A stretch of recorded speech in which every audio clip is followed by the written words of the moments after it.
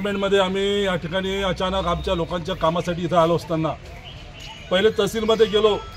तिथं रेवणी circle wise वर्षगी सर्कलची camp लावलेला होता। अतिवृष्टीमुळे 22 जुलैला जो पाऊस झाला त्यातून त्यांच्या शेती खरडून गेलेल्या आहेत।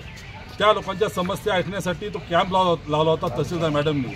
आणि एवढी मोठी घोर थट्टा की आज त्या ठिकाणी तहसीलदार मॅडम काय आणि कोणता स्टाफ त्या ठिकाणी हजर नव्हता। एक पटवारी पद्धतीत हजर होता आणि एक तो कोतवाल हजर होता। एवढी मोठी थट्टा त्या ठिकाणी लावलेली आहे। शेवटी चिडून सर्व कास्तकारांनी म्हटलं की असं या डिपार्टमेंटला या ठिकाणी काही केल्यापेक्षा याला कुलूप लावा। तर आम्ही त्या ठिकाणी कुलूप लावलेलं आहे।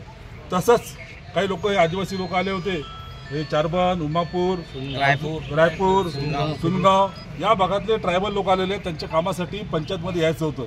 कामं याच्यामधले होते यांचे घरकुलाचे कामं आणि शेताचे होते। या कामासाठी पंचायत समितीमध्ये आलो। तिथं एवढं वाईट चित्र दिसलं।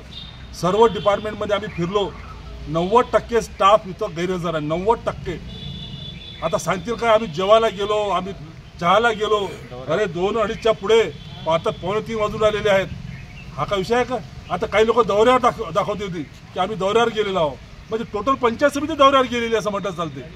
मी म्हणतो या लोकांचे फोन कॉल, फोनचा जो TDR रिपोर्ट म्हणतात तो फोन कॉल रिपोर्ट तो तपासा।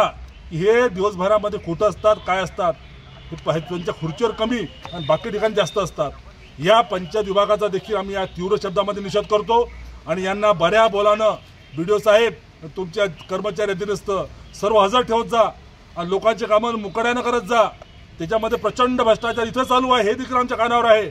उद्या जर असाच प्रकार सुरू झाला तर कोणाच्या कानाखाली काढला जाईल तर त्याला आम्ही जबाबदार राहणार नाही, हे यांनी या ठिकाणी लक्षात ठेवा।